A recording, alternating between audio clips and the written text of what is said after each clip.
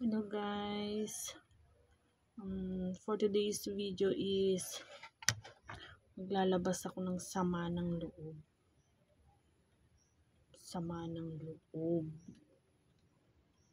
Kawawa ang tindera. Kasi guys, nangutang ang nanay, tatay, kapatid. Ang magbabayad is yung kapatid.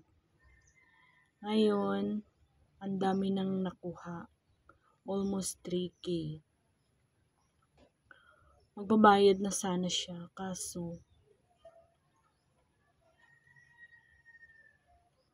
inisip niya kasi ang laki. So, wala siyang nagawa. Sabi ko, bayaran mo, ikaw daw magbabayad. Ngayon guys, parang sa akin nagalit. Ako na nga nagpautang, sa akin pa nagalit. Edi wow,